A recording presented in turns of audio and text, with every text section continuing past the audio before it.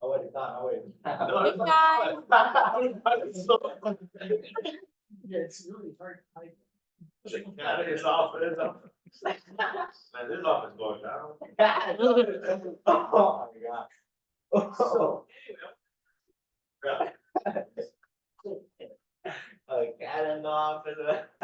I can't believe it. Oh, my God. This office going down. I'm fucking up the office.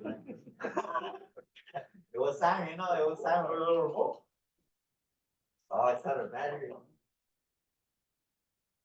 Okay, It's not a battery. so everybody is gonna log in on their own. It's already recording. And then here's your clicker, okay?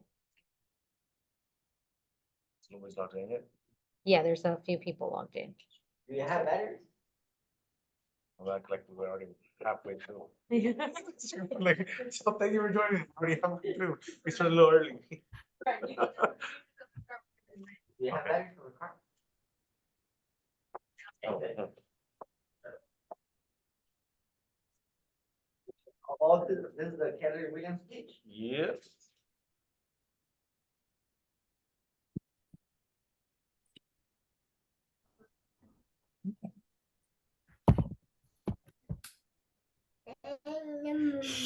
Rylan. Rylan, no, sácate por allá.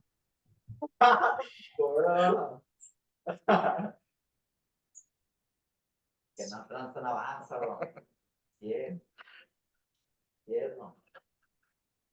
Que no tranza no avanza. Let's try this. No tranza no avanza, bueno. So, how does this work?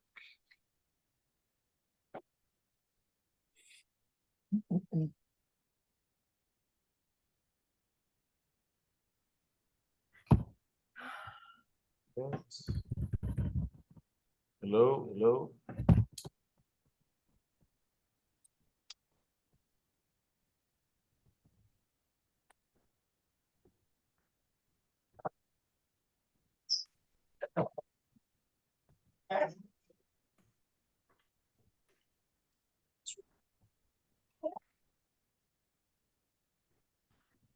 Guess about 6. It's 6. Just started. We were tired. Start with the quiet time first.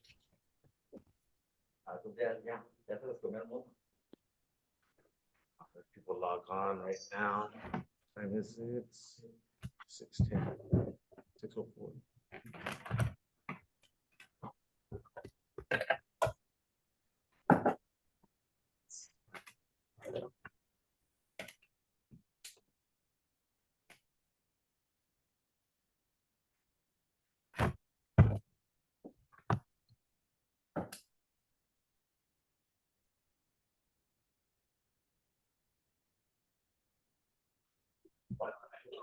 I don't know.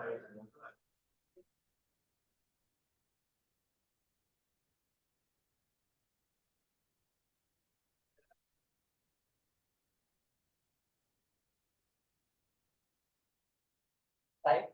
You right there? Oh, shit.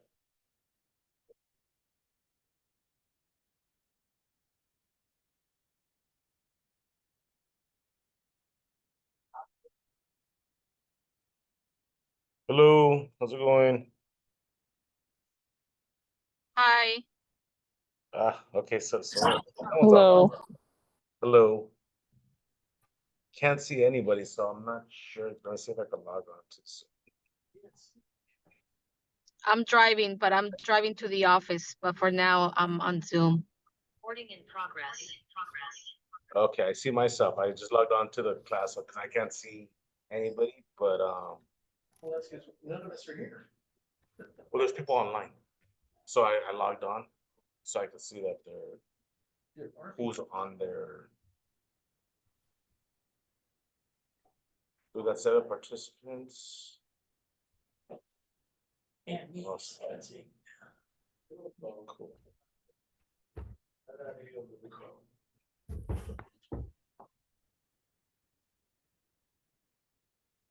So today's class is gonna be work with buyers and sellers. So let's start from the beginning.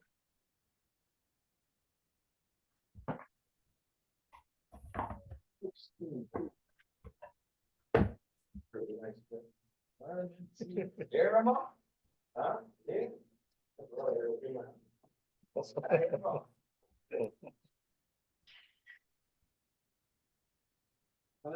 Yeah.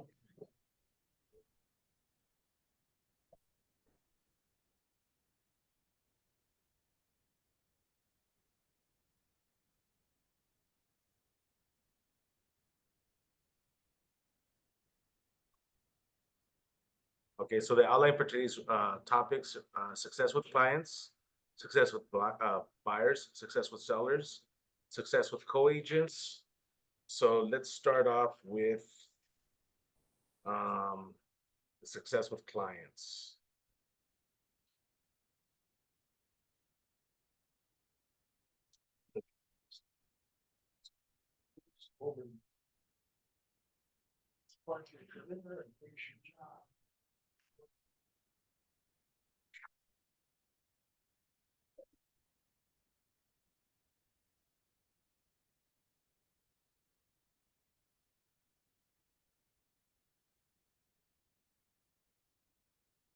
Here, Ramon.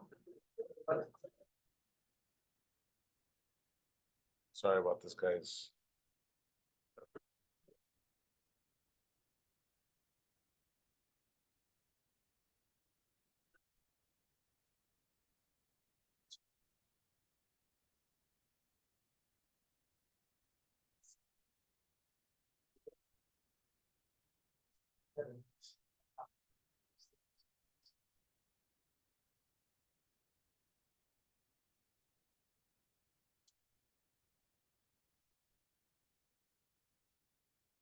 Stuff that's introduced. And then go to the next one. That's what they're doing.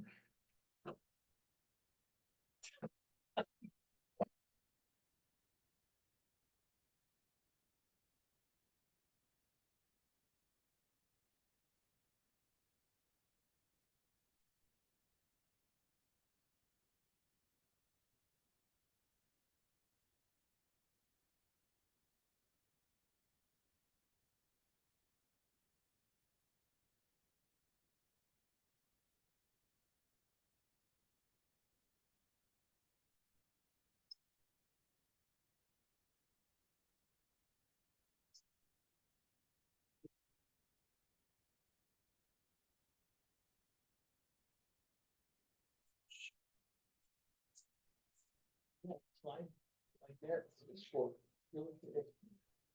And I'll go over these things on each slide.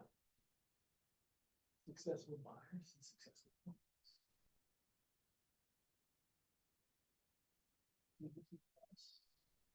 So we gotta, yeah, we gotta talk about that, Okay. because if you don't, Yeah. you do it. So today's agenda. So today we're gonna go over going over to move in our transact series. We covered with winning with the seller and the buyer, and now we're gonna go on to move on to talk about how you work with your clients once you have signed listing or buying agreements. Basically, what happens between when we have signed agreements, when you have received or make an offer.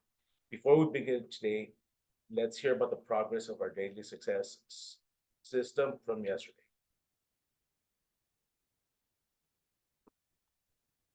If your birthday falls in, let's just say,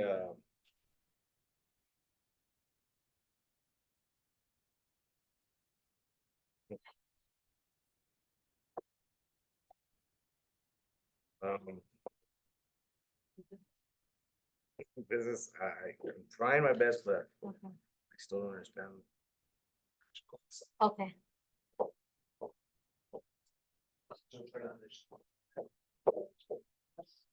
So,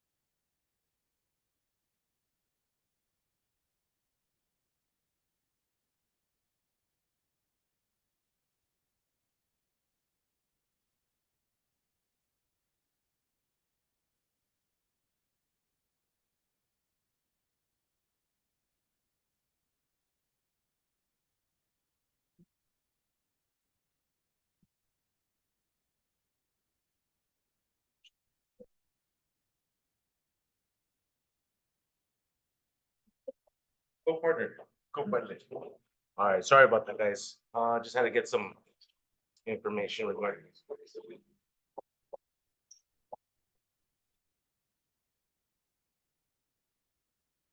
So we're gonna be talking about right now, success with clients.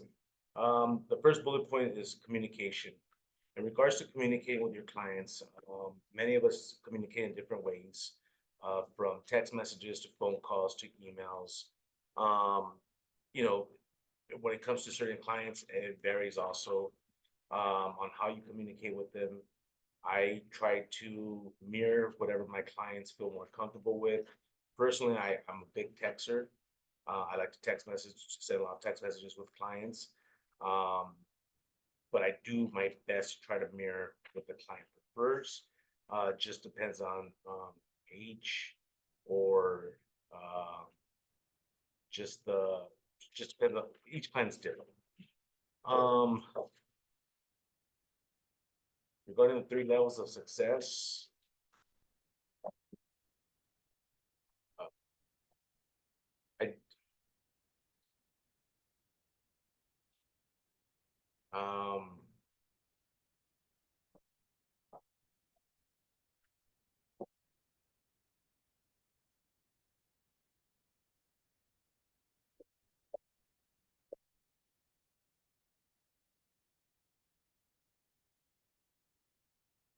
three levels of service. There's value propositions, there's purpose, and fiduciary duties that we have. Regarding value propositions, the best agent can translate the purpose and why people should hire them into a specific set of services they will provide. Fiduciary, productive agents provide a level of service based on their commitment to act as a fiduciary for their clients. They're placed They place their clients' interests above all others, even their own. A fiduciary brings a level of care and trust to their relationship that a functional agent does not. And purpose. Masters of service have clear understanding of why they should hire and can articulate it to anyone at any time. Great service begins with a clear purpose for why someone should work with you. Again, we all have different value propositions. That's a very important part of standing out as an agent, again, I tell a lot of times on buyer consultations or sellers consultations, regardless of what client I'm meeting, I do use a lot of analogies. One of the analogies I use when it comes to standing out is I tell them, let's just assume everybody out there has a driver's license. And does everybody out there that has a driver's license, are they a good driver? Usually they say no. And I say, and that's usually how it works for real estate agents. Just because they have a real estate license doesn't make them the right fit for you or the best agent out there. So again, what makes you stand out as another from other agents is the value you bring to the table, whether it's some type of sales value proposition. So let me see, some examples would be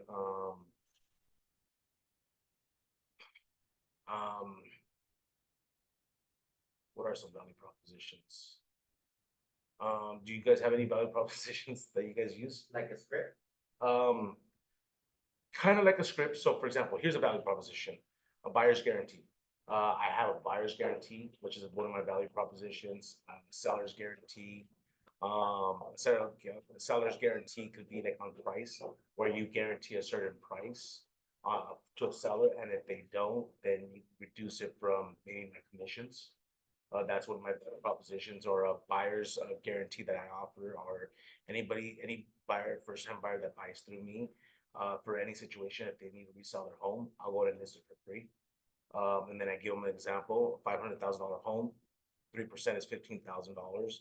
And I tell them whatever, what I'm saying is for whatever reason you need to sell for your first year, any other agent will charge you at least $15,000 to list your property. I'm saying right here that I will charge you for any of those services for any reason you need to sell for the first year. And that's something I guarantee to, like, not investors, obviously, would be the first time buyers. And again, I don't just offer this out in the open to everybody, just because, again, in the buyer's consultation I have, that's where I discover what type of client I'm dealing with, what their goal is. And again, depending on the client, that's when you have different value propositions for that client. Because again, some propositions might not fit well with certain people. So again, everything gets tweaked depending on the situation. So that's what value propositions So are. if you got a guy who's like, just, at the edge and you can't bring him over, Give me a more example. Like, what do you mean on the edge and okay, you can't bring like, them over? I know he's got the money, I know he wants to buy something.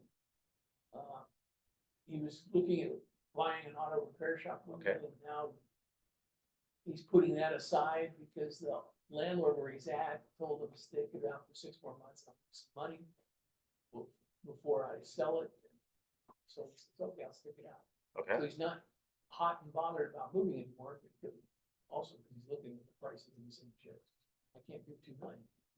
But, so now, now suddenly he's done a 180 and he's on looking at fourplexes, but I need to, I don't know why I can't get him to commit, it's like he's. well, the reason I why feel you, like I'm fishing and he's just nibbling at the bait, he's not biting. in my experience, when I have those type of questions or some type of issues, is because I feel that I failed to ask the right questions to understand what his true goal is. If you ask, again, maybe the question, like, at the time he was excited about that, and there are people that are, have mixed emotions all the time, emotional roller coaster, where sometimes, again, sales, I think, especially when you're purchasing property, a lot of it is emotional. Even when I dealt with your, business owners, I know on the commercial side, they say it's more about numbers, which can be true depending on what type of client you're dealing with. But again, if you're dealing with just like a regular, person that is a business owner that has commercial, they're also emotional. So, them giving you different answers off the wall, it's you figuring out your client. And again, you have to have, I think, get a deeper understanding of what their real goal is. Because even So in, what would you ask him to find? so in 6 months, like, one, I would ask, like, what's the reason why? Obviously, he needs to sell, and obviously, I would want to know the conditions of why they need to sell. What you said that the landlord is thinking about selling. Um, oh, he has it listed. Okay, so it being on the market, it would be more of an urgency to try to get them to understand that time is of the essence, that they don't want to be stuck in a position where what do they do when they have a buyer that's, paying top dollar and willing to take over the property, ASAP. Um, I would let them remind them of all those situations that they could be in the future and why it's not advised to want to be in that position. But again, I would want to find out. Yeah, 'cause I told him, you can end up being months out of business. I mean, you have to close your door. And even that doesn't seem to have motivated. Yeah, again, I feel that you not knowing is because you didn't ask enough questions. It is how I would take it. Again, I would dig and find out what is it exactly that you're looking for? What is exactly what's the max you're willing to pay?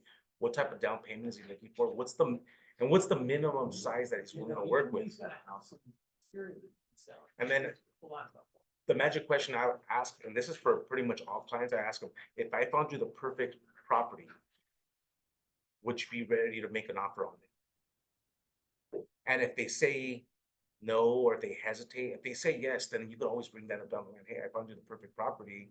This is exactly what you've been looking for. What's holding you back from making that offer if you were at one point ready? And again, once you get someone pre-qualified at that point, the odds of them being ready, in my opinion, are a lot higher than someone just spinning your wheels saying, hey, I want to buy because of this or that reason, and I need to buy, and I'm really ready, and you get all, ready and excited, as an agent, because I've been there, done that, where like, oh, this is a big one, let me go and run around and try to find another property.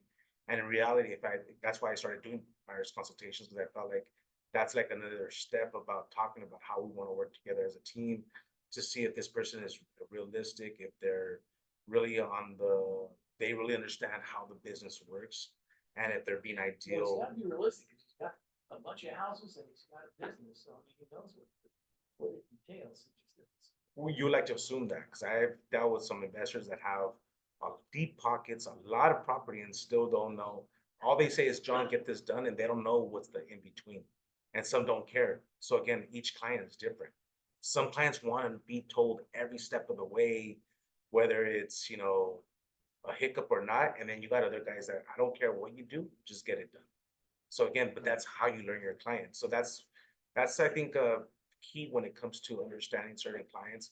I think the gentleman earlier, I caught him towards the end, the one that was giving the presentation earlier, and he had mentioned about, I know there was a conversation regarding canceling and stuff like that. But to me, it's like, when you don't understand, that's because you don't understand what's causing that. And basically his recommendation was dig deeper and ask them, because it's probably something that hasn't been talked about.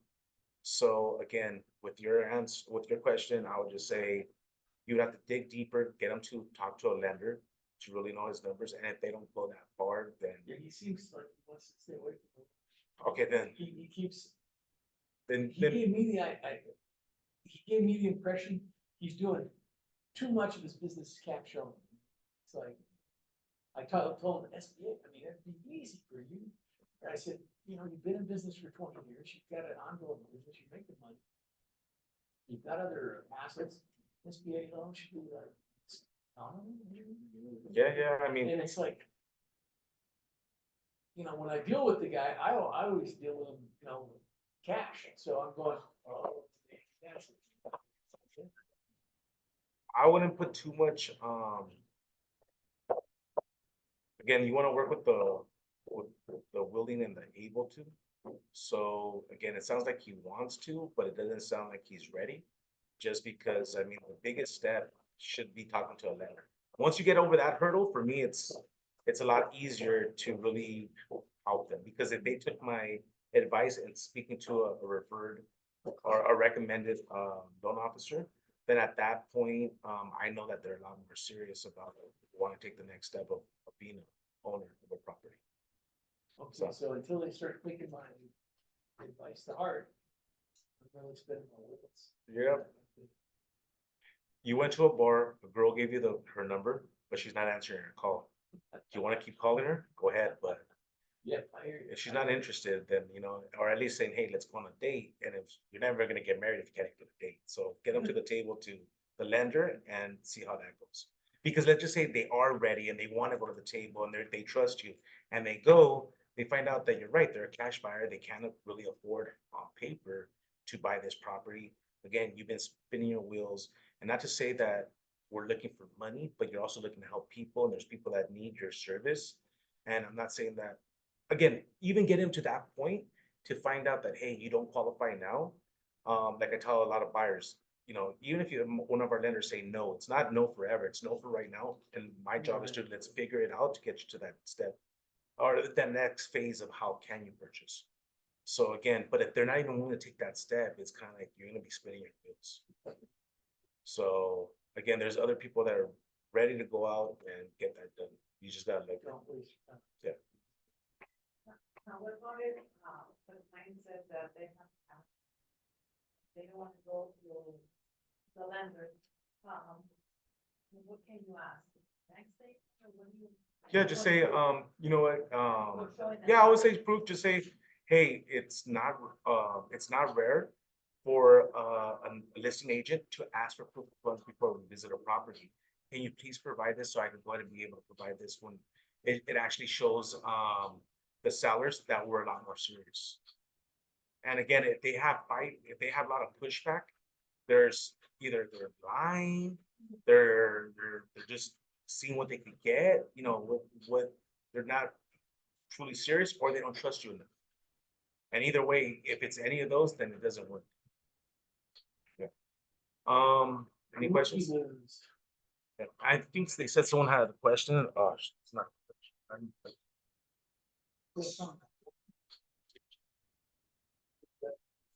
Uh, okay. It says, hi, can we get this slide? Can we get these slides? Yes, I don't know where, but I know you guys can get it. I think they'll go ahead and send this over to you guys, and if not, there's also copies here in the office. But if anything, I'll let the front desk know that some people wanted copies of the slides. So, oh, here's the 3 levels of service. No, I'm sorry, I don't get that to you.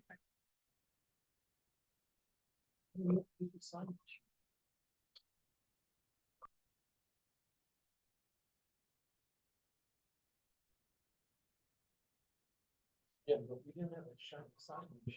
Yes, here you go. All right. Okay, so what's the difference between functionary and fiduciary? Does anybody know? Somebody's doing some- if you're somebody else, you can't have to look up after you're in the third before. I'll say right or wrong, but I'm gonna figure it out myself. What's the difference? Let's see. You know what's the difference? Those two. Those 2 words. It's right. Besides the spelling. Start with the spelling is different. What That's for does sure. the name come from? Fiduciary has to do with monies. Basically, but the answer right here. Let's dig deeper into the latest concept, fiduciary. We discussed the ways back on the day 2 of real estate experts. When you operate as a fiduciary for your client, you earn the right to be their expert of choice. Who remembers the difference between fiduciary and functionary? Okay,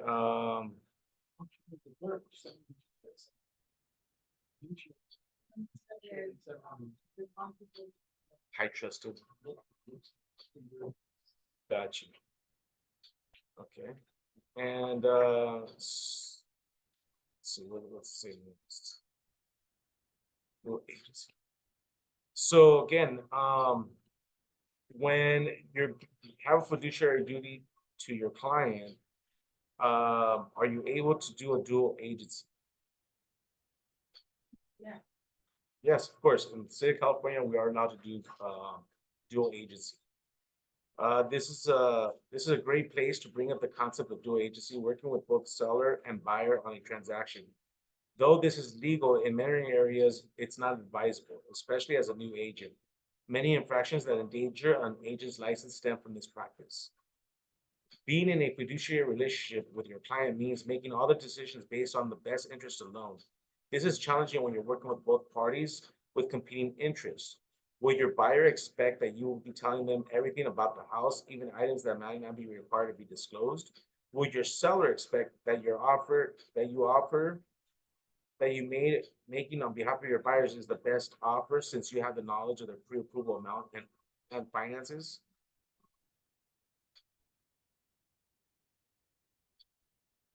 So what do you guys think?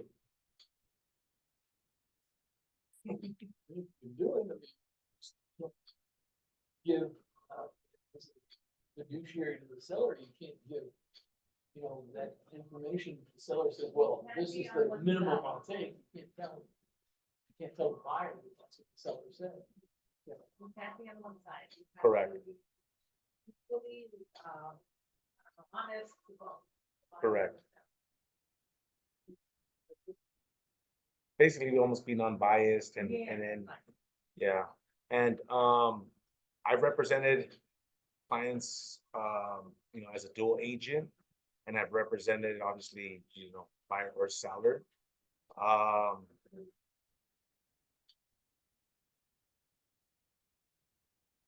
That's a good question. It's easier. Correct. It's easier. It's been easy and in some aspects and harder in some other aspects. So harder in the aspect of negotiating like a dog, like, you know, going hard versus a more pleasant experience when I'm handling both different type of clients. I'm saying if I'm handling both seller and buyer, I'm not roughing each other's feathers. I know how to, you know, deliver the information correctly to each side versus, you know, depending on how many deals you've done, not every agent is always pleasant to work with. Some agents are team players. That's my style, is always try to work as a team because I feel that our job that we get paid top dollar for is not for the easy parts of what they people claim of putting the signs, opening doors, signing paperwork. What our job, the reason why we get paid top dollar is because we're here to resolve issues that happen in the transaction that become stressful. I've had many transactions that, you know, I thank God that I'm a team player, and I think more for my client than myself in the aspect of pride or getting upset with other agents. But there's some agents out there that they really act like they're lawyers and they're fighting against you to the extreme where it doesn't make sense. And again, those are the type of deal. And then you deal with other clients, like for example, I'm dealing with an agent, a listing agent that has a crazy seller. And again, our job, the reason why we're getting paid top dollar as agents is because of those type of issues that we have to deal with. And again, you know, doing the dual agency, sometimes it makes it easier to be able to handle both because again, you get agents that deliver messages a different way or just being too extreme. And again, sometimes, but again, I think at the end of the day, I do prefer to just work with one side. If I had to choose, I think that's better, but of course, you know, working two, You prefer to- yeah, it's fine. um, I'm more of a buyer's agent. Probably 80% of my business is buyers. But you prefer. I do I prefer working with buyers? Yes, I truly enjoy working with buyers, especially the ones that are barely able to buy, the ones that are been told that they can't buy, the ones that think they can buy. Those are the ones I really love working with. That's because you did the financing for those years. No. But those are the ones that take the most time, pay me the least amount of money, and probably even on top of paying the lowest commissions. When you do it, break it down dollar by dollar, I probably make the least amount of money. So financially, they're not the best ones, but they are my favorite ones that I like to work with. Um, Why? just because I feel good. Um, It just makes me feel good. Yeah, it's just satisfaction. That's my main thing. That's my He main. pulled off something he couldn't do before. And it's easier too. it's what? It's easier. But like you said, like if you compare all of them, or how many we helped out throughout the whole year, it's next up. Yeah, yeah. Um, yeah, but and like I said, I do prefer to work with buyers, but sellers, it's a lot easier, I think. Looking back at it now, I think it's just harder to get in front of their face, but once you're in their face, it's a lot easier. Now that I'm Yeah, realizing. last week they were going around saying, yeah, you got a list if you want to last. Yeah, Oh. this to last. List to last. And also, when reading the MREA book, one thing that I was never told, and I wish I would have been told sooner. Well, true or not true, because I'm still working with a lot of buyers, but it does say for every buyer you work with, you could have sold 2 to 3 listings with the amount of time that you invested into a buyer. So food for thought, that is where you should want to be. I was kind of turned off by the new buyer agent agreement because I was never a fan of it. I didn't care for it. I never used it. And when I heard that we're gonna have to start using it, kind of like, I don't want to do this, you know. But now looking back, I'm like, no, actually, I kind of like it now because now what I do like is before we weren't required for us to sign it to work with a buyer. But now that we all are supposed to, now I'm like, okay, now let's do this because now with my experience of working with a lot of buyers and actually having a real buyer's consultation that I probably have a way more mastered way better than my listing presentation, that I feel now, getting someone to sign and want to work with me based off my experience and what I've done, what my track record, it's gonna make it a lot easier to get them to want to work with me. But I do like that new part of the business. That's gonna be coming. But so that's regarding working with dual agency. Sorry, is there any questions? How to reach the 3 levels of service: set expectations, review the transaction process, set up time expectations, set up document expectations, set up communication expectations, set contingencies. Well, am I skipping too much or is this set up Yeah, that's a peak on every one of those things. okay, let's go back. Okay, so Set expectations. how to reach 3 levels, so set expectations. So again, this goes back to communication. Communication is key. That resolves a lot of issues. The more you communicate with your client, the less stress there is, meaning the less stress gives them hopefully a better experience, and that experience is what gets you referrals. Okay, you want to set expectations, you want to tell them the good and the bad, right? So what would be the bad you want to prepare them for? Good and bad, what's good and what's bad. Well, like, you can lose your deposit if you do X, Y, and Z. So we don't want to do that. We want to do X, Y, and Z, so we don't. So Correct. what's this guy's last name? Antenna? What up? What's up? How you doing? Good and yourself? Good. Thanks. Yeah, First, are you guys talking about that? No, I just forgot his last name. What's the question? So, Regarding so the- how do you set expectations? Well, you just tell them, I mean, the expectations of setting, in You regards wanna tell to, them the worst that can happen? oh, yeah, matter of How fact, do you avoid that? Scare them, I don't. no, transparency. I'm big on being transparent. So when it comes to setting expectations, so let's talk about, like, you're talking about a buyer's consultation. That's when I talk about all this type of stuff at the buyer's That's what that consultation. does, yeah. Yeah, so I do set expectations. I go from A to Z about the process. I explain to them, what to expect, what not to expect, what can happen. And at that point, I do explain the good and the bad, what people call it, but also explain to them, my 21 years of doing this, I've never lost anybody's money, nor do I intend to. That's not, that's not what I'm about. And so again, with presenting that bad, what could scare someone or have some, negativity towards, wanting to become a homeowner, I let them know that don't worry, I've been there and I've done. I guess that's where you become their trusted realtor when you've done enough business to show that you have the experience to get them through. And I know they're probably saying here like, well, what experience? So on that, that's where that's why most agents don't make it past their first 5 years because it takes a long time to get those deals under your belt for most. Because you do see some people like come in like, hey, they're doing it like they just got in and they already have these deals. Some are blessed, but again, this is not a race; it's a marathon. It's not about how fast you're quick to close your first deal.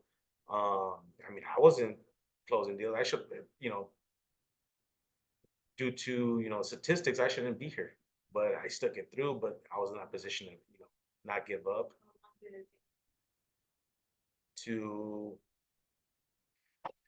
when I put my to to sell, I mean, I started selling right away, like within the first year or two, but it didn't close like multiple deals. It took me a good 10 years to pass my 10 a year. But again, I had a full-time job. I had no mentorship 10 years or what? to get my first 10 deals in a year. Like it took me about 10 years to do that. And I had no mentorship. I was with a small mom and pop real estate company where there's about 5 or 6 agents. Everybody was on their own, and even if you had a good ideas, it wasn't like you could really justify them with anybody else. Excuse me. So it took me a while to get there. I wish I would have started at a big office like this, because then I could use you guys talking to. I guess that's the point of these type of classes is for people that haven't done it yet, but want to get there. Talk to people that have done it. Right now I'm not doing it like I was, so you might not see me. And I have life issues that's happened in the last year and a half with with my life, with my family and stuff like that. But when I first got that next breakthrough level, was I went hard on my sphere, meaning I was cold calling them, sending them all these mailers. And it took me, coming in after hours. I would be getting here sometimes at 8, 9 o'clock at night, working till 12, 1, 2, 3 in the morning. 3 in the morning, I've gotten out of here, from just yeah. It took me a good 6 months, and then from there it took off. It was like that was my jump start, and then again my referral base started. And what you guys have to let people know is you want to be connected to real estate. So, when they see me or they hear about me now, I've been doing this so long, right? They know that this is what I'm about. That I'm about that real estate. So that, yeah. So at this point now, when I go to birthday parties and all, I don't even, again, it's, yeah, I don't have to go and say, hey, no, I go in there and right away, hey, how's the real estate market? And that's how it goes. And before you know it, and I go and like do it, but I get so excited that once I get in the conversation, I'm like, oh shit, and then you start picking up numbers, and that's how it usually happens. But I love what I do. So yeah. What are the questions that they ask? How much is the payment for this or interest rate or? Yeah, and I always try to not answer too much. I answer some specific questions, but what I tell them the best way to find a lot of that stuff out is getting to the lender, getting to the table, and getting pre-qualified. I said that's the scariest thing. I said, and again, like I said, I use it on a lot of analogies. I tell people like that's like getting on the scale in front of a bunch of people, and you don't want to get on because you don't know how much you weigh and you're scared. I said this is how it is, but once you find out, we figure out like where do you weigh? Do you have to lose weight? Do you have to gain weight? What? But if you don't get on that scale, we'll never know. I said, well, trust me, once you get there, and I said I've had so many clients that are scared, and once they get there, and it really does happen. I just had one last week, a cop that was so scared to get pre-qualified, he thought, oh, I'm not gonna qualify. He's excited because now he qualified for more than what he thought, and now he's excited about it. So that's the biggest obstacle, and that took me a good year to get this police officer to speak to a lender. So, and again, I use a lot of those past experiences to get people because I feel that picture, like experiences and help. At least that's the way I paint my picture, to help, get people to the next step. Yeah. But good question. Any other questions? So that's about setting expectations. Want to know what I need to tell them to get the sale. I want to know what's the magic words. Like, give me more specific. What do I need to do to get you to sign that lease? Which one? The listing? The list. What do I have to do to get them to sign the listing agreement? I mean, Everyone's Yeah, different. but there's this one question that you asked, what would you do? Or what are the 3 reasons you went to sell your home? yeah, you gotta find out again, and that's perfect. Good answer, Angel. And goes back to what I answered you. What was it? What did it say? What are the 3 good reasons of why you want to sell? What are the 3 main reasons you want to sell this property? So basically, it goes back to what I had told you. You gotta understand your client, and you're not gonna understand them just by. I get pressured too, they pressure me on the phone, and it's on the phone, and I'm like, I get pressure, I'm like, because if I say it, they're gonna be like, bro, you just sound like an agent, you know? Yeah, Like, exactly. So I tell them, like, the reason I'm trying to know is to provide you better service. Exactly. And again, if you go cookie cutter to every client, you're never gonna be the best agent. So again, every client is a little different. So asking the right questions will let you kind of know what they're looking for. They'll tell you what the perfect agent is.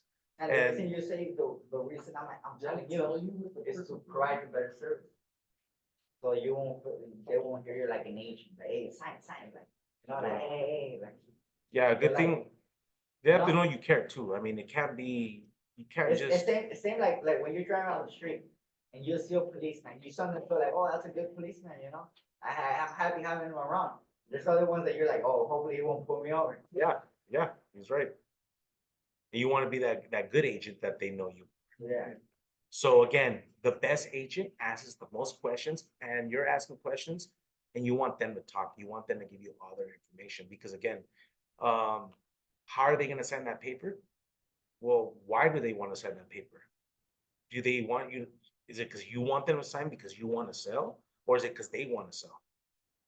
Exactly. So you could want them to sign as much as sell the property, but if they really don't want to sell, Something that works out. have you? Mostly it's not. You're just gonna feel like just like a normal agent. Yeah, I'll give you a quick little story. When I go door knocking, when I've done door knocking, go, and usually I door knock for open houses. That's the easiest way for me because again, I do get these people that have complained, like, hey, I don't want to buy nothing. Hey, and I tell them, hey, I don't want to sell nothing. What do you mean? Well, what are you here for? Oh, I'm just here to invite you to the open house. I told you I don't want to buy. Oh, no, don't worry. Most neighbors like myself, whenever a neighbor's house goes for sale, you always want, how long have you lived here? Again, I kind of throw them off. Oh, I lived here 20 years. Oh, well, just, I'm pretty sure I don't know if you've ever been in that home, but if you're wanting to see what the inside, this is your chance. And that's how they get going. And then I'm like, oh, and then you know what? I wouldn't want to sell either. This is a great neighborhood. Don't move. And then from like this, they go like that. Oh, okay. So we'll start, how long have you been here? Oh, I've been here 20, 30 years. Oh, shit. Okay, cool. And usually place I door knock, I've done something, know somebody. I try to connect for the most part. I really don't door knock places I've never been, which I have, when it's a little more different. But if I door knock a neighborhood that I kind of know, I'd be like, oh, I know people from this way or from high school. What high school did you go to? Somewhere to connect to them. And then, once the conversation gets going, I'm like, oh, okay. So maybe you want to move. Where would you guys go to? Well, we're thinking about going to Arizona in a couple of years. Again, they're not going to tell you everything up front. But if you put their guards down and show them that you care, you're having a normal conversation. Before you know it, even though I'm having normal conversations, I'm also like asking certain qualifying questions that will put me to know, are they someone that I should be trying to, um, keep in contact with, which you should probably want to keep in contact with anybody if you got that far to get their info, meaning their name, their address. Obviously, you're door knocking, you know where they live. They tell you their name, you write down their name. You could check it on the real list to say, okay, this is the owner I was talking to. And then after that, I would send like maybe I do send mailers where say, thank you for meeting you. It was great to meet another neighbor in my neighborhood, you know, something like that. And then if you have any real estate questions, follow up, and then it makes it easier to follow up with them. But again, asking those questions on why they want to sell um, are very important for you to be able to remind them of, hey, this is why we're doing this, because you need to get to, you know, X place by a certain time because of this reason. So in regards to how do you get them to sign is if they're ready to sign, they will sign, but they got to trust you. So sorry guys, I get a lot of info. Extra. That was the good one, the one he said, I'm not even trying to sell. I always tell them that, oh, don't sell. I wouldn't want to sell either. I don't want. I said, matter of fact, I'm here telling you, don't sell. Refinance. Let's say maybe we could rent this house out and get you another one. And then they put their arms out because right away, when you want to sell, right away, and again, I put myself in their shoes. Yeah, and they don't want that. Like, I don't want that. Like, I hate when people try to like, and I don't want to be sold. Like, you don't gotta sell me. I'll sell when I want to sell. So that's how I just put myself in a lot of people's shoes, and that's how I treat it. And again, I truly am not a salesman. Like, I don't see myself as a salesman. I'm a customer. I started off in customer service, and most of my jobs have always been customer service related.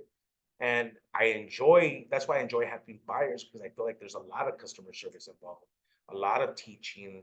So I feel that's the reason why I tend to help buyers more, even though probably there's on sellers, you know, there's a lot to help, but and I need to help them because it's better to help them than the buyers time wise. But you know, yeah, And it's more the commission, it's commissions are better on which sellers.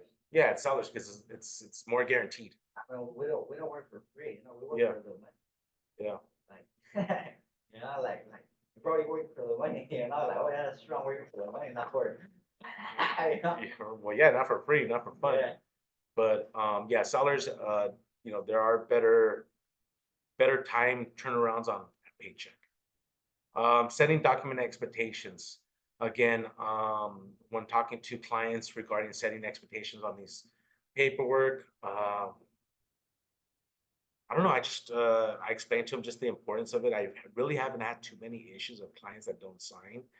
And again, maybe you might have those people that are what I call laggers, but you just gotta stay on top of it and just let them By know. state law, you can't do anything in real estate without having a contract in writing. Yeah, so when you set the expectations again, I don't feel that you have too much fight back. Or at least I don't have that issue, so it's hard for me to give you more input on, you know, me having, how do I talk to certain clients on getting my paperwork done?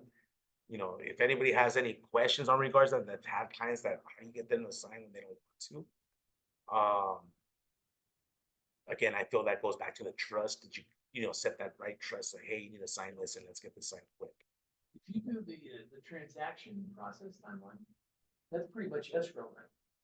The transaction. This one, number two, Number two, yeah. review. For the most part, yeah, that's The transaction process. timeline. that's more or less, in a nutshell, what I talk about on my buyer's consultations. Okay, so how long do you normally tell them for escrow? And why would do you give yourself a cushion of extra time? or- What do you mean? Well, I mean, is every escrow just a standard 30 days? About, Okay, and you don't go in and automatically say 45 days just to give yourself a cushion? or- when I write up offers? Yeah. No. Before you do everything. Shit, no, if anything, I'm trying to put less, How come? to Why? be more desirable. Whoa, why is that more desirable? You wanna put Well, more let me ask you stress this. on If you were selling your house and your mortgage payment is $4,000 a month, and I took and I made and you put your property on the market today, and what's today, the 14th? And I told you 15-day escrow, 20% down conventional, and my loan officer can get it done before the first. Her buyer writes you an offer 21 days. His buyer writes you one for 30 days. We're all pretty much at the same level. Which one would you want to pick? You want to say. A payment, exactly. So why do you want that to look more desirable? That's How we would do it. yeah. Even though you might say that's awesome, but I need 45 days. a good real estate listing agent will come back and say, hey, nice offer, but we need to tweak this. Or, sometimes you come in, That's what it- yeah, because I have lost deals where they denied it. It was a great offer, but we asked for a 10-day escrow because we wanted to close it fast and show that we're that committed cash buyer. Oh, the seller didn't want to go with the offer because they wanted 45 days. Why don't you tell me, like, we're a cash buyer for 10, we were trying to say that if you want it in 10 days, we got it in 10 days. But again, to me, that was a weak agent for not really doing their due diligence, not being, doing their fiduciary duty, which they might not understand that they didn't. But for me, it's like, hey, if I'm putting that responsibility representing my sellers, I'm gonna talk to every single one to make sure I squeezed every single dollar out of everybody. So, but so again, basically the timeline is, when it comes to the timeline, I always say traditionally it's 30 days. That's about the traditional time. And then I do explain to them, there's, obviously there's different situations where sometimes it requires more time, less time. and Um, the contingencies. Correct.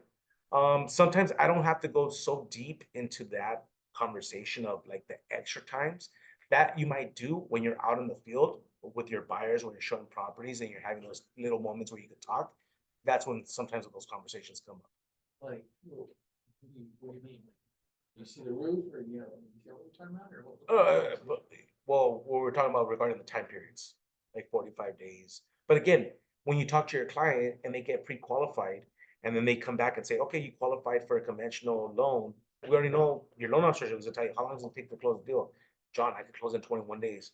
John, I can close it in 25 days. John, I can close it in 30 days, and I always get my loans closed. Every lender is a little different, right? But once you already know um, what that lender can do, when you write up your offers, again, me talking with my loan officer, they tell me, hey, for sure I could get it done in 21 days. So when I'm writing these offers up and I'm putting 21 days on there, I know I'm not just bluffing just to get the offer accepted. It's because we could perform. Okay. Does that answer your question? Kinda? Well, obviously you wanna prepare them up front for with all the positives and all the negatives.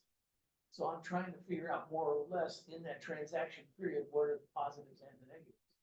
So it's like, I can see the contingencies, Positive is, oh, the roof is good, bad is, oh, the roof is bad, but, we're gonna either have to fix it or get a whole bunch of money as a credit. When you talk, like when you're talking like this, when are you talking like that? So that's what I'm trying to figure out. When do you talk about that? You don't talk about the roof until you get to the roof issue. I wouldn't want to bring up a roof issue or use it as an example. So for example, When you're showing them the house. so when you look at the house, I always explain to the clients and the buyers, everything you buy is as is. Especially if it's visible and you see that it's wrong, it's hard for me to negotiate a credit.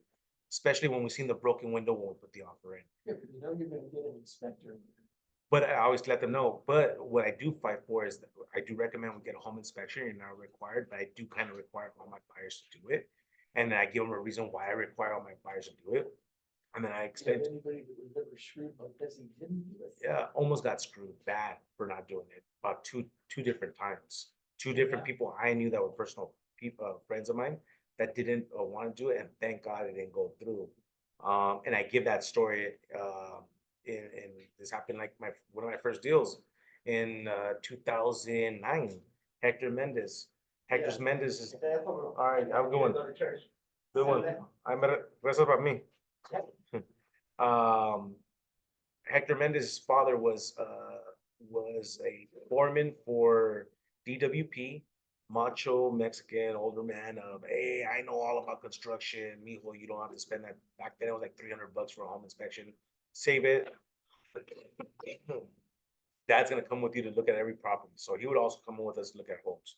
There was a particular home in El Sereno, 2-story homes in El Sereno, built usually between 1920s, 1950s. This home was built 1990s. Actually, I'm lying. It was mid 1980s. Fairly new construction home, was built on a slab foundation, not raised like most of the homes in that area. And we put an offer in, didn't get accepted. But about a week later, at my small mom and pop office, through the printer comes, a property. I'm like, hold on, that's a property that we put the offer in, but it has Juan Carlos. Juan Carlos worked at our office at the time. And I'm like, hey, Juan Carlos, you guys are in escrow? He's like, oh yeah, we just opened that. We're in escrow. He's like, but we're actually getting ready to cancel. I'm like, well, small world, because again, this is our office was in Whittier. And again, we were doing business all over. And again, small office, LA County happens to be that we're both going after the same home. I said, you know what? I was your competition. We're trying to get the house. He said, oh, well, we're canceling. Wait, we're canceling. Why? Because this house looked, again, it was built like in the mid 1980s, late 80s. It was looked in nice shape. He's like, and I still remember this house because I remember it was like a 3-story. It had like a 2-car garage and then just like 2 houses on top against a hill. And I remember that in the middle of the garage, there was like a big old carpet. So I guess after they did the inspection, they discovered that the slab was, there was foundation issues about 25, back then, $25,000 worth of work. So if my offer would have got accepted, my client's offer, my client would have said, no, we're not gonna do it because my dad, you know, said no. Fast forward 2019, I sold this house. He walked away with an extra $250,000, you know, from buying that home. And again, if he would have bought that other home, he would have had an issue, probably would have been another issue if he never discovered it, until he resold, or he would have had issues in between. So the importance of getting a home inspected, that's the reason why, you know, You never put a carpet over the. yeah, so that's why I tell my clients, I tell them that story. That's why I require my clients, because again, I rather you lose out on, you know, $300 to $500 on a home inspection than you to buy this property and find this after. So that's very important to get a home inspection. Again, those are the reasons how I get my clients to say, oh, I should get a home inspection. Because again, even though, let's just say it would have happened to me and I sold him that house, I'm still tied to that home and that, you know, nasty taste in his mouth of knowing that he has that issue. I'm still connected to it. And, you know, from that family, I have done that listing that you told me about earlier, the land listing, that comes from their family. That's a referral from that family. And that happened, you know, back in 2009, I sold that house and again in 19. So, so again, that type of stuff, looking out for your clients is what gets you the referrals. That experience is what gets other people to want to have other people have that same experience. Yeah. So let's go back to setting communication expectations. So again, regarding this is something, again, I talked to both buyers and sellers regarding setting communication expectations.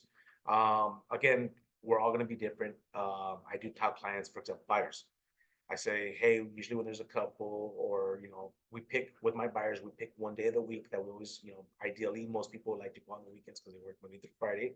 And let's just say every Sunday, we already know that every Sunday that we're going to meet up to look at a home. And if for any reason another property comes up that you really want to see that's during the week, let me know that, well, you know, me or my team members could go out and at least open the door and let you see that property ASAP. But again, what I'm doing is I'm setting the expectations by saying that stuff. This is how we work. This is how we do business. Again, when I'm going to a consultation, it's not like, hey, I'm here to do what you want, tell me, and I'm going to bow down. It is that, but with a little bit of hey, this is how I work. We're working as a team.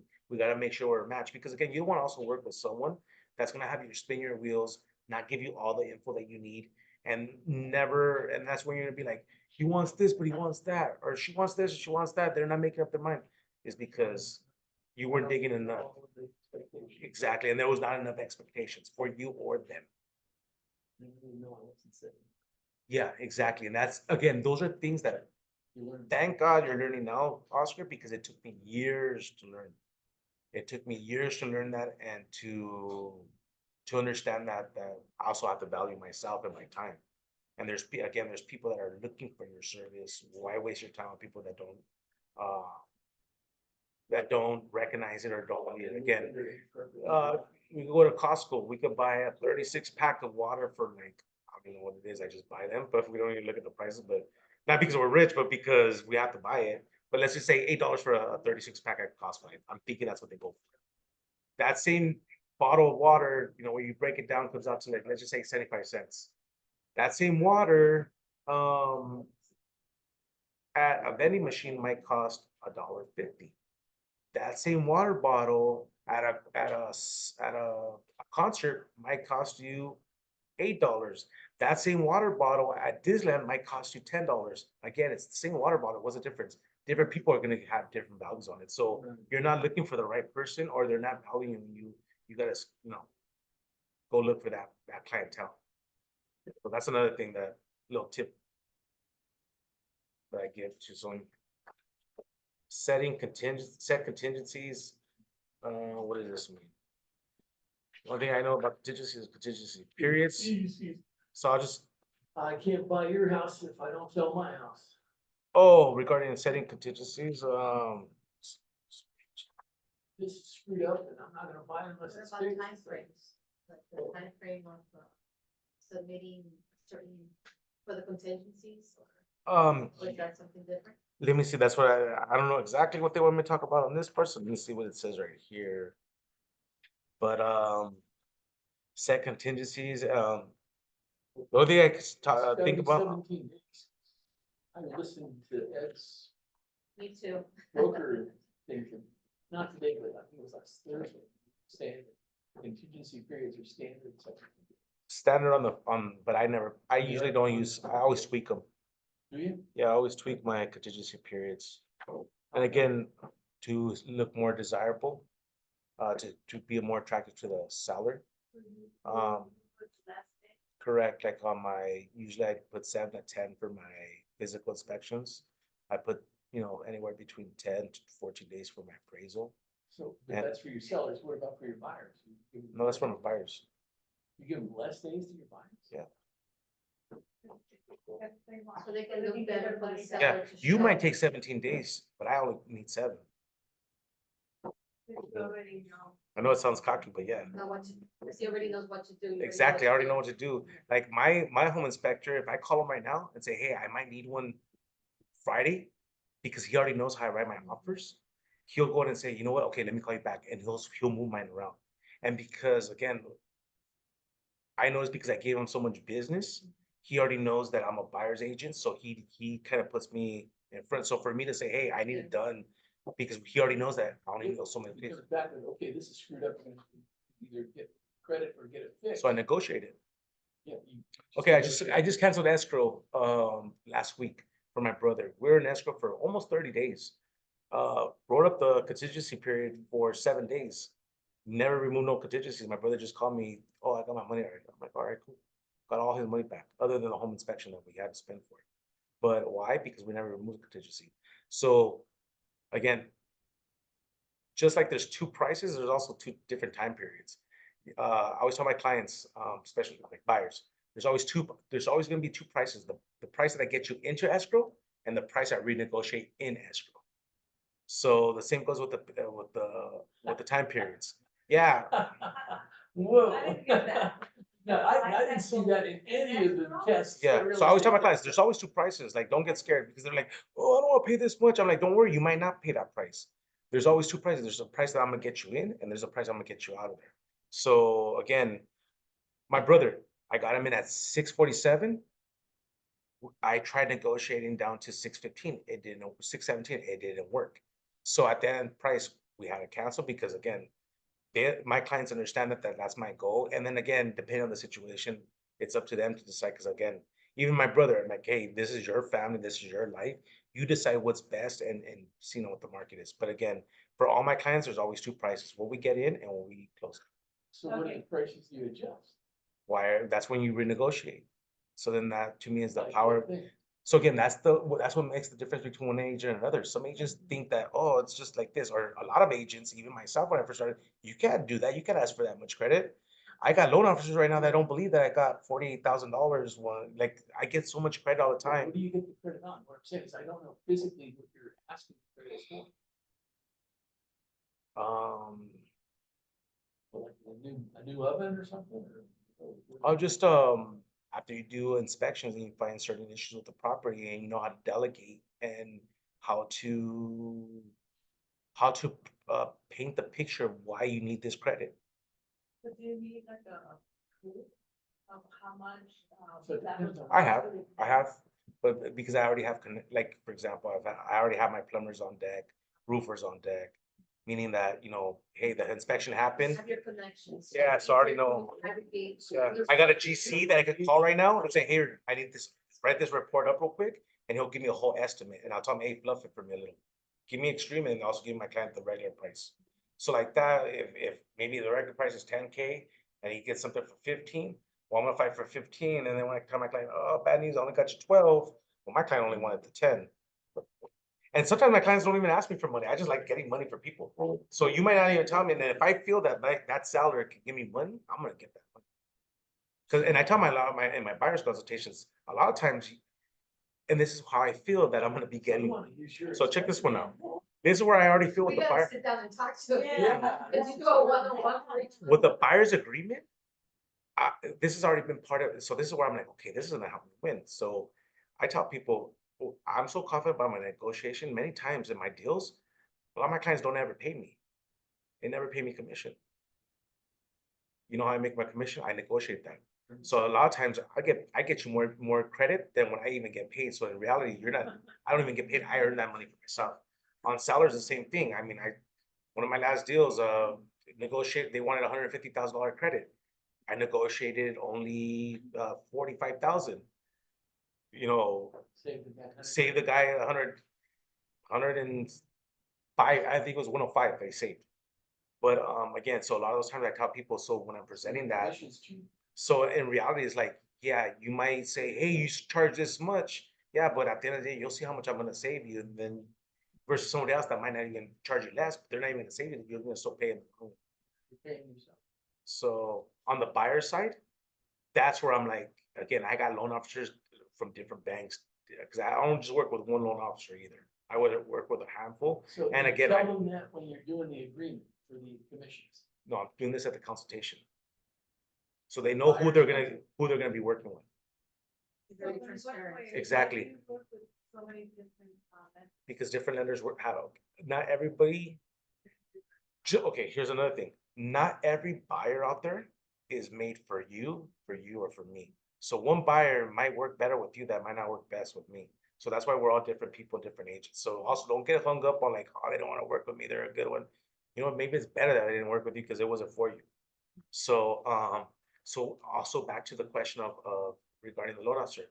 Some loan officers that I have, one example, she's very like momish, very like informative, slow, more relaxed style. I got another one. She's aggressive. She knows how to get the stuff done. Like, give me the paperwork. I'm gonna get this closed. Where I know. So again, I might not send a scary, you know, slow walking buyer, no, just even a slow walking buyer, like, you know, oh, it's my first time, I'm scared. Let's go with this lady. She's gonna explain to you a little bit deeper than some loan officers that are, they don't have the patience. they don't have the patience. Exactly. That's not their style. So they're more like, and then I got buyers that are like, I don't care about this. Just get it closed. Okay, cool. Go to this person. So Yeah. it all depends. It all depends on the personality. So that's why I work with different loan officers. I started as a loan officer. So when I do send them, they know my style. I've already set the expectations with my loan officers. They already know how I work. Yeah, so I already know, yeah. So they already know the expectations of how I work with them. So that's why I have different officers. And that's why I tell people, I don't mind working with loan officers. I know how to work with them. But I do prefer working with people I've worked with because it's just a better experience for everybody. And that's usually how I kind of steer it to my people. So the beginning of all this is getting to know your buyers, getting to know who they are, what they want, and that's how you're gonna start setting them up with which loan officer, what type of, whatever you need to do. So each buyer And seller is different. And you're answering perfect because I know you guys are a little late. And basically when he was asking me questions. I was in Zoom. Oh, so Yeah. okay, yeah. So Yeah. it was like perfect that you're saying that because asking the right question, like now you hear it, like that's what it is. It's how she's saying it. If you ask enough questions, you're gonna get that info that you need to help them out, right? From the beginning, yeah. Yeah, so you might learn stuff. I've had in conversations like from someone like, oh, I didn't like this when they did that. Oh, you're just picking up notes. You're mentally picking up notes some way, somehow to know that you don't want to be that person. Know your inspector. Okay, so here's another thing. This is how I discovered that my inspector helps me more than the average person.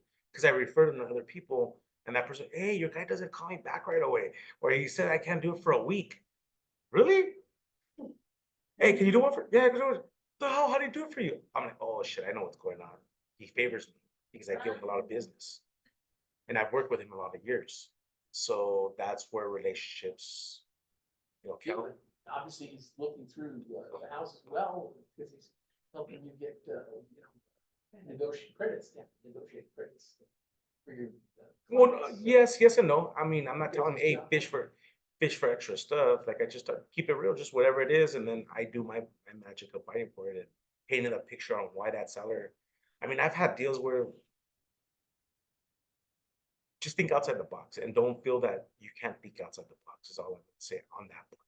I know some people might say, hey, that's not the way you do it, it's like this. No, it's I think because I came from the loan side. On loan side, you have to be it's about painting a picture and it's about thinking outside the box that makes you a better loan officer. How to like deliver that loan package, that underwriter, that again, one loan officer might have that same client, but might not be able to like deliver that right message to the underwriter that explains on why this is the certain ways that it is. And that's going deeper like into letters of explanation on why there's gaps and stuff like that on money. But again, it's all how you present it. So back to like working with buyers, asking all those questions is going to give you that extra upper hand on how to work with them or what they're looking for. I confused you guys a little bit. No, it's good stuff. Number 7, set up date market expectations. Set up to date market expectations. So on that part, I mean, of course, again, it goes back to talking. A lot of it is communicating with their client, understand what they understand and what they don't understand. You come in and fill those gaps. So if they really are out of tune with the market, that's when you go ahead and have to do a little bit more of showing them comparables. Versus you got some clients that shit, you haven't even looked at the house and they already know every comp in the area and they know who sold what because they're already on it. So on that, again, when you start having those conversations, you'll kind of learn your client before you get to that part. And on top of that, I mean, even when you're just talking with them, you just let them know how the market is, and that's pretty easy. It's just self-explanatory at that point. And many people now, well, I've met several in open house that I did. They get really upset on the prices. They're so high and the interest. And the reality is the market will not go back to what it was 10 years ago. So it's kind of like explaining to them, this is where we're at now. This is what we're working with right now. This is the market. Don't be afraid. I mean, like you have to be ready, willing, and able to buy. And number one, if you're ready, but try to like, I guess, like I've been told many coaches before, you have to educate your clients. Yes, To see what's going on now. Don't look back 10 years because if you're wishing for what was 10 years ago, it's not really coming back. Exactly what was 10 years ago. As a matter of fact, I tell people like, you know when's the best time to buy? 10 years ago. So if you buy now and wait 10 years, you're gonna be saying the same thing. Right. Exactly. Yeah. See, setting expectations seamlessly through your KW tech. Okay, basically just use your KW. If you want more information on this, show up on Wednesdays at 1 o'clock, and Martha will go deeper into this. So I can't go that deep in this. Okay, three steps to gain referrals. Provide value, ask for help, plus reward. So again, providing value, that's basically your value proposition, the value that you do during that transaction. Yeah, I can see, I mean, you've got the perfect spiel, I mean, you're not gonna pay me, I'm gonna end up getting you enough of the credit, I'm gonna pay myself, you want. Yeah, and it's because I've done it. I mean, it's not like let me say this and it doesn't sound good. Yeah, I'm just basing it off my experience. I've seen it so much that I'm like, oh shit, I've gotten credits because again, I didn't know I was getting a lot of credits until I got different loan officers, different companies saying, hey, how'd you do this? I had a couple of weeks ago where one of the loan officers I do business with, she also does real estate. She said, "Yeah, I pulled the John." I'm like, "You pulled the John? I got all this credit." She got $10,000. I thought that was a lot. But I was, oh, shit, that's good. Good job for you, you know? But she was so used to always thinking 3,000, 5,000. 5,000 was a lot. 3,000 was normal. I was like, that's baby money for me because I'm used to getting, more. I'm used to getting 10, 15,000. And again, not every single property, because again, there's gonna be properties where like I came across property like, damn, this property there's nothing on it, which again, I turned to tell my client, and you know what? That's actually a great thing because it's very uncommon to come across. So that's actually you're buying a great home. So for them, it's you're reassuring that, hey, I don't see this. And then my a lot of times because my inspector, I've worked with him so many deals and whatnot, especially on the buyer side. He'll be like, again, I ask certain questions that don't look like we have it planned, but I'll ask certain things that I already know how he's gonna answer. So I'll say like, oh, this water heater's messed up because I might have two buyers and like, oh, this water heater, what's it? Yeah, this water, matter of fact, what's it cost, Rodrigo? Oh, it costs like 1,500. Oh, okay. That already clears the mind. Versus if you don't address that, someone's gonna want to cancel because the water heater's messed up. But really, right now they cost about 2,500 on the max, 1,800 if you have a hookup. But either way, someone could cancel that because they think it's going to be something extreme when you didn't do your job on kind of, hey, it's not that big of a deal. So, You also need to know, for example, what about water heaters or like the tankless. all those things. I've been learning that. I never knew that until now that when I did an open house and all that stuff.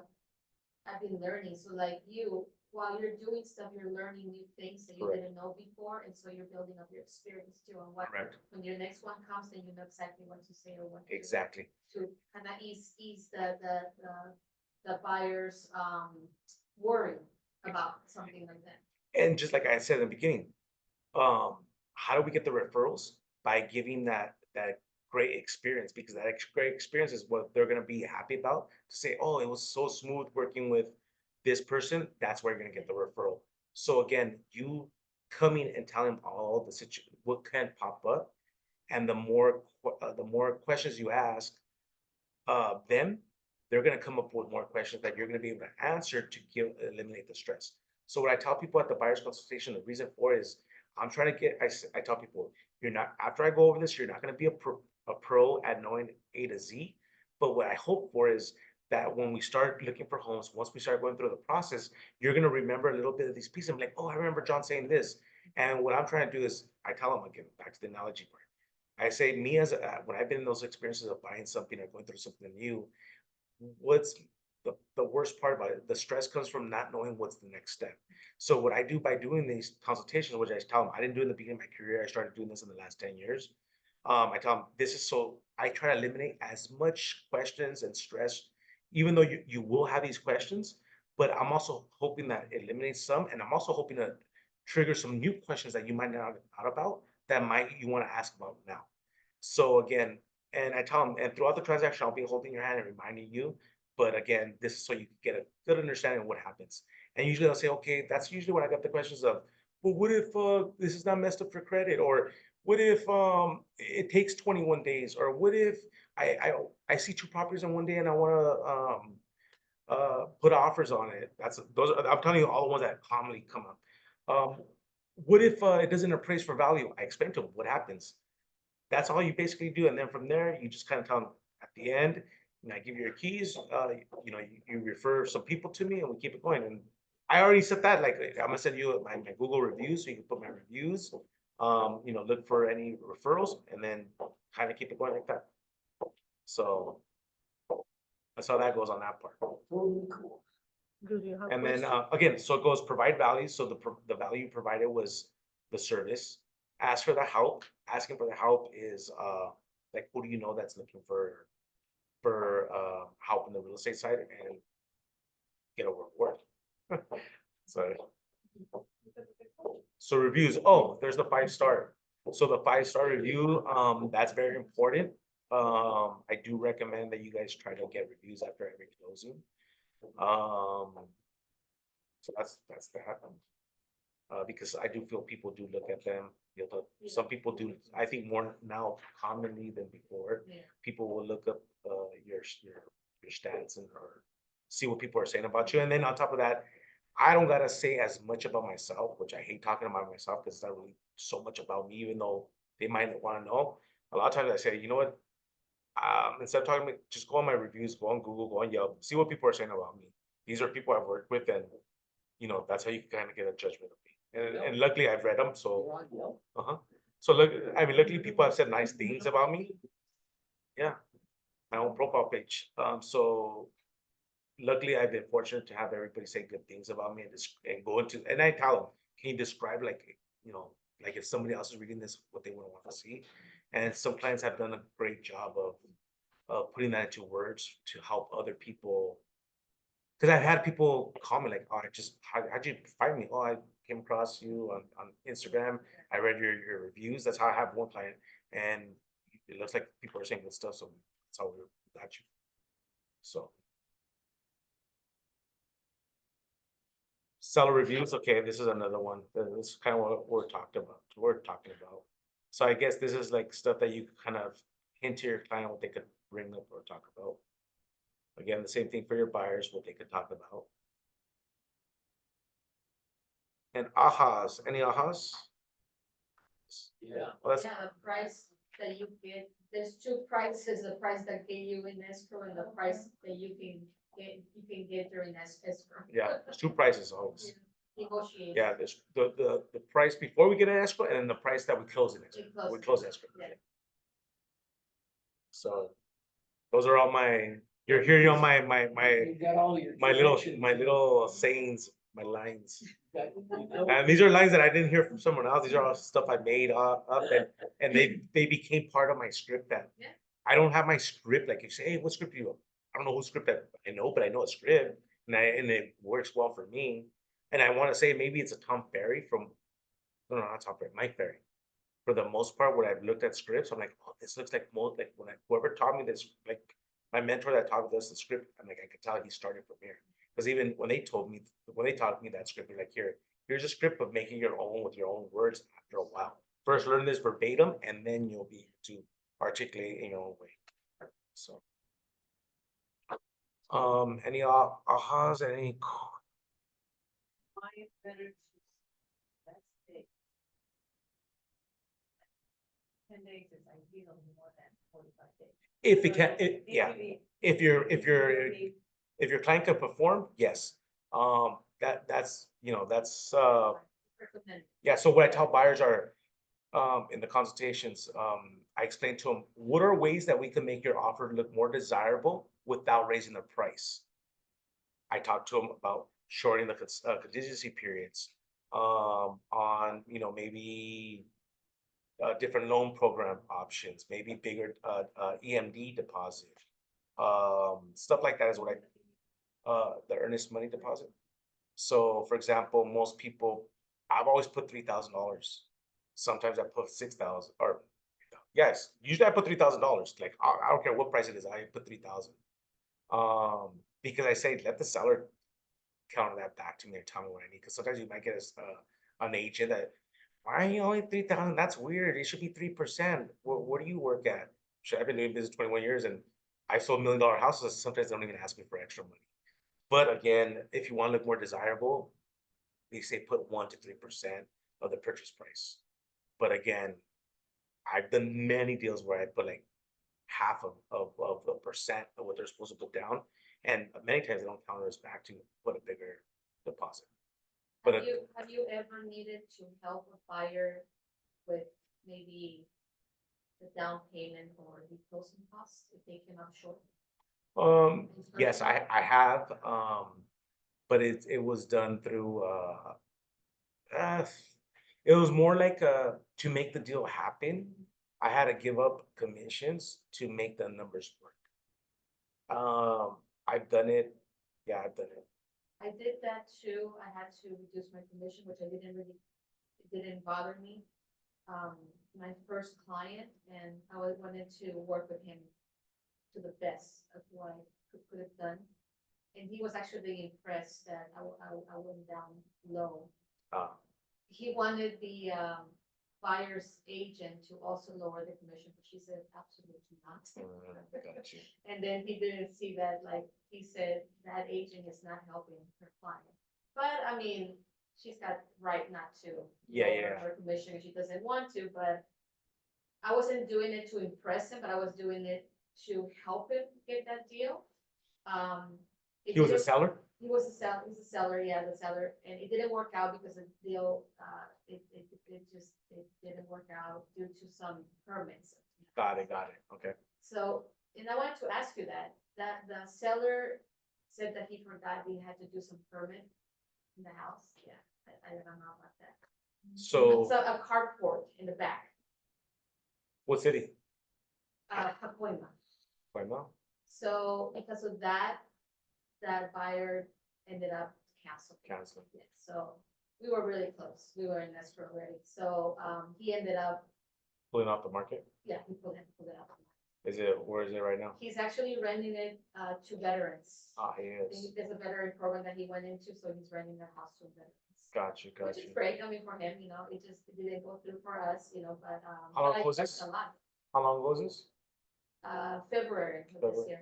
year. Got it. And if you don't mind, like, you open with talking about like what you reduced or what you did, or you want to talk about it, or What I reduced? what he wanted you to reduce and what you accepted? Well, the commission was one, which that was pretty much what I was able to do. Okay. And, he was selling the house as is. He's an investor. Got He it. remodeled the house, really nice. But he forgot about that permit. And he needed to do that carport, and not all the permits were finalized. Got it. So there was some communication there that I really wish he would have told me that everything was, I mean, he did say that everything was done, but things were. Yeah, not permitted though. Yeah, 100%. got it. So, that kind of, Here you are. yeah, that was my first one, because I'm a very, very new agent, and I did learn a lot through the process from December through February. I learned so much hands-on. Yeah, and that was your pay. Your pay Yeah. was the lesson, Yeah. which, Experience. yeah, the experience, and that's a lot of parts that I know we're here to make money and people can't accept, but that's how I did a lot of my learning, was by taking financial hits. I'm not saying that that's the right way to do it. Everybody has their each, If you know, you can do it. yeah, if you could do it, cool. If you can't, Like and not even if you can, there's some people that are like, I'm not gonna work for free. I get it. Okay, cool, then don't. But I didn't see it as working for free. I seen it as learn- learning Yeah. experience. My very first deal, I had to give a friend, maybe it's legal or not legal, but I gave him, hey, I'll give you $2,000. Let me represent you. And at that time, $2,000 was enough to say, oh, what? I'll leave her that has experience to go with this guy that's new, but and I got so many referrals from him. Actually, I just sold him a house. I just got a $48,000 credit for him. He's the one I just told you a couple months ago. After I sold this that was the first house I sold, which was a condo in Studio City for 2007, and 2013 he buys again. Yeah. So and again, why do I still? Because communicating, touching your spirit, always keeping in contact. And again, he's giving me many referrals from So how are you doing that before coming in? How are you keeping in touch with? because before it was just me. Hey, what's up? What's cracking? Hey, what's up? What's cracking? Hey, what's up? What are you doing? Hey, how you been? Hey, bro, long time you been. I just whatever it is. I don't do so much like hey, if you need a real estate person, pick up me. Because they've already connected me with that. I guess once I got into that point, I don't need to say that. Yeah, I try to do more personal. And I probably don't talk like the regular agent. Like I call everybody bro, what's up? Or I talk very different with my clients. And my clients will treat me like respectful or sir, because now I'm supposedly older. Because I got younger agents. Before I was like usually younger, they're older. Now it's the other way around. I'm like, sir, like what's going, sir? Like I'm like your age. And I'm like, oh shit, I am, sir. But and then I humble them down, and I try to honestly, I don't try to get that bond, but that's naturally how I get along with people. And then I feel like I get that connection where we're talking cool with people. That's where it is again. And maybe it won't work like that for everybody, because again, I don't work with nobody wants to work with me all the time. Just like, I'm not for everybody. I wish I was, or especially the ones with a lot of deep pockets. but I'm not. You know, you get in where you fit in, and I work with certain clientele. So understand that part, because that's I think a big part of confidence. Because again, if how did it go? There was a bunch of animals. It was like a bird, a fish. No, it was like a monkey, an elephant, a giraffe, a fish, and they're judging like these animals on like climbing a tree.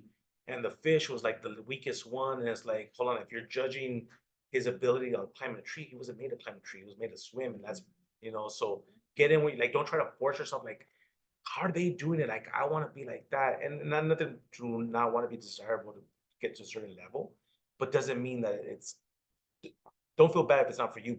Find your own way. Find your own route too. Yeah, yeah, and find your style. Yeah, don't change yourself. Like, work with what you got, and then make it better. And again, I'll always be an advocate of team up with somebody when you're new, if you can. I know a lot of us get in this business because we have the mindset of, I want to be my own boss. I want to be the closer. I want to make all these big bucks. And then working on a team is like, they take how much? The office takes how much? And I'm gonna get this much. And I want to like, yes, but the experience that you come with it, the learning, and that's where a lot of us forget the value that we're getting from there, that it's going to make you so much more money down the road. But a lot of us, even including myself, why was I stuck to the small mom and pop shop and not going to a big one? Because C21 wanted to charge me 40% versus the small one charged me 20, and I thought, yeah, 80 is cool, but 80 of a couple deals, all that time I wasted, I should have went and got even paid even 50, 30%. I don't care, but I would have racked up that knowledge, and now I get to go and do my own thing. But again, those are the things that I tell people, like, that's the best advice I can give. Like, don't be stingy, go learn before you try to run your own show. Be knowledgeable. Yeah, be knowledgeable, exactly. And then on top of that, it's not fun being a solo agent when I first started, when you want to go on a certain trip. Like, I still, for the last couple of years, but until a couple of years ago, it was hard to plan anything, because like, I can't plan anything because I can't commit, because if a client comes up, I gotta be ready. But now when you have a team, you got people leaning like, hey, can you help me go show this property? Or can you help me out with this? And we all help each other out. So that does help. So for the closing statement, Question, Martha? sorry. Oh, I just had a question. We have 25 people. 25 people. People in Zoomland? A lot of people in Zoomland. 25 Hello. people. We got people from different offices. Cool. Yeah. See, Yeah, do you have a question? I just had a quick question. As a new agent, do you recommend? Diana, you have a question? anybody have a question? I want to check this out. Yeah, I do. Oh, okay, Diana. she has a question. See. Oh, no, I was just gonna ask, as a new agent, do you recommend that we join like a group, or just keep taking advantage of like all of the classes offered at the office? Just refer me the business. I'll close them and I'll give you a cut. No, just kidding.